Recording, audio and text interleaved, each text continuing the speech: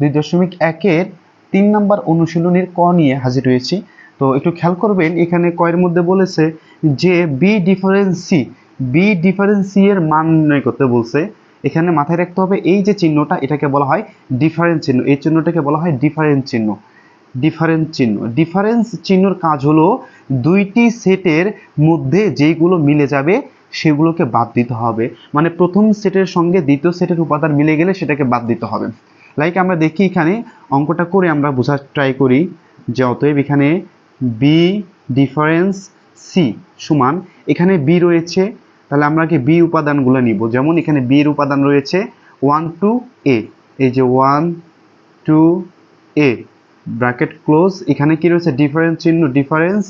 এবার এখানে রয়েছে সি সেট উপাদান হলো 2a b, তাহলে 2a b। তো একটু আগে আমি বলেছি যে ডিফারেন্সের কাজ হলো প্রথম সেটের সঙ্গে দ্বিতীয় সেটের যে উপাদানগুলো মিলবে সেগুলোকে বাদ দিতে হবে। আমি আবারও বলতেছি যে প্রথম সেটের সঙ্গে দ্বিতীয় সেটের যে উপাদানগুলো মিলবে সেই উপাদানগুলোকে বাদ দিতে হবে। তাহলে একটু খেয়াল করেন, প্রথম সেটে এখানে রয়েছে 1, এখানে 1 নাই, তার মানে 1 নিতে হবে।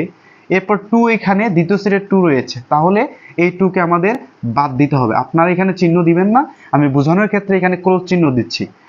এখানে দেখেন এ রয়েছে, এখানেও এ রয়েছে, তাহলে এটাকেও বাদ দিতে হবে। কেননা আমরা আগেই জেনেছি যে ডিফারেন্সের ক্ষেত্রে প্রথম সেটের সঙ্গে দ্বিতীয় সেটের কোনো উপাদান মিলে গেলে সেটাকে বাদ দিতে হবে, এই জন্য আমরা বাদ দিয়েছি। এখন বলতে পারেন যে স্যার যে এখানে তো বি অবশিষ্ট রয়ে গেছে। মূলত আমাদের ডিফারেন্স কাজ করে প্রথম সেটের উপাদানটাকে নিয়ে, প্রথম যে উপাদানটা এটা নিয়ে কাজ করে ডিফারেন্স।